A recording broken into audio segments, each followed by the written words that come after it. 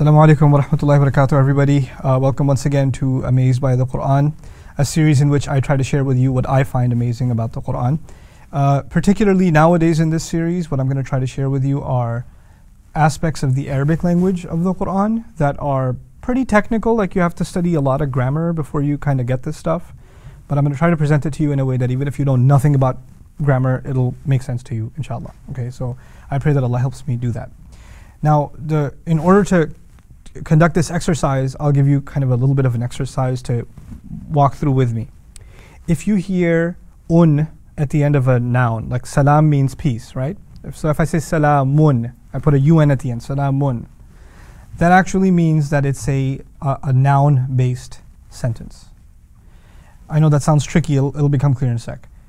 And if I say salaman, so I didn't say at the end, I said an at the end, then that's a verb-based sentence. It implies that there's a verb before it. It didn't have to be said just because I said an.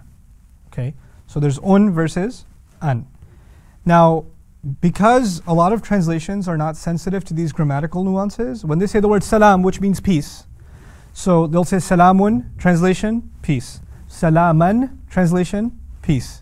Like you're not going to see a difference at all, right? Angels come to visit the Prophet Ibrahim.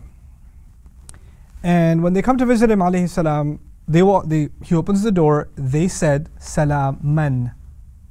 They said salaman. Now that would be the verbal kind of salam. Now, in a previous episode I've said this, I'll remind you again. Verb-based things are temporary. Noun-based things are permanent. So they're saying, we extend peace to you, which would be the verb we extend.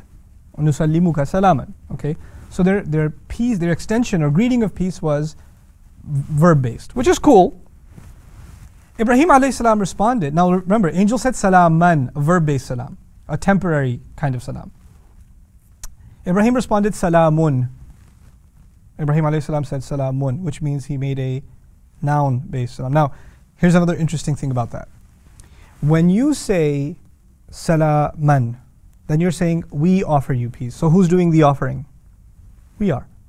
We're the doers of that offering. So the angels are the ones that are offering him peace. But when you say salamun, you make it a noun. Then you're saying, may peace be on you. Whose peace? You didn't specify. You see, when you have a verb, you have to have someone doing it.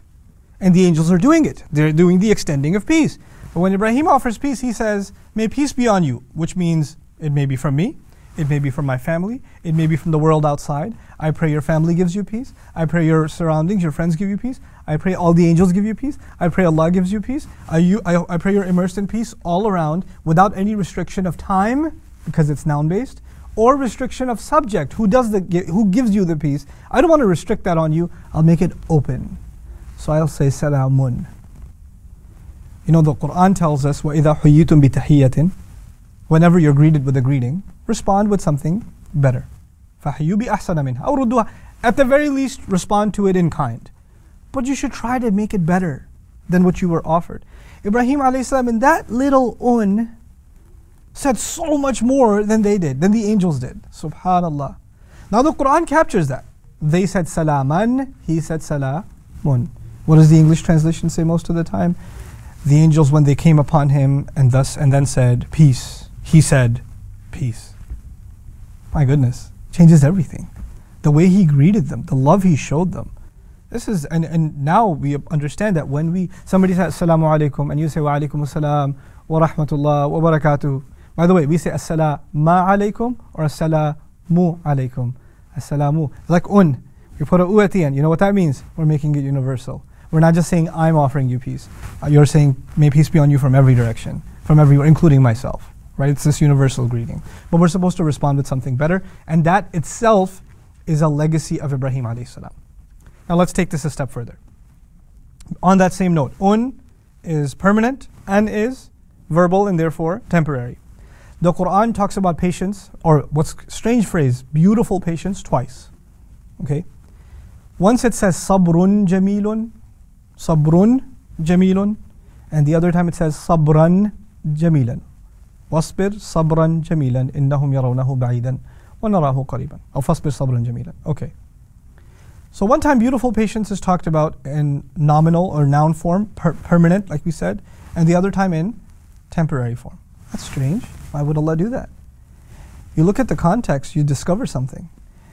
When Yusuf was taken by his brothers, alayhi salam, into a well, and he's gone, and the dad is given the fake shirt with blood, he has no options to recover this child.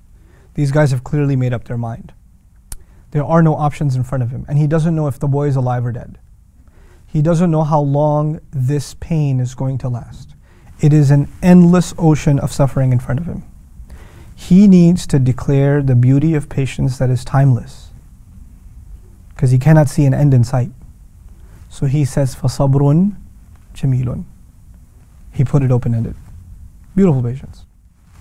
The Prophet ﷺ was being insulted by the Quraysh. There were even physical threats towards him. And day after day looked like their antagonism was getting worse and worse and worse. And Allah tells him in Qur'an to be patient. He says to him, فَاصْبِرْ صَبْرًا جَمِيلًا. Be patient. It is as though he's saying, by the way, making it makes it temporary, yeah? Allah is telling the Messenger, ﷺ, be patient. This is not endless. It'll come to an end. It's temporary. I'm telling you, relief is coming. It's not that far away.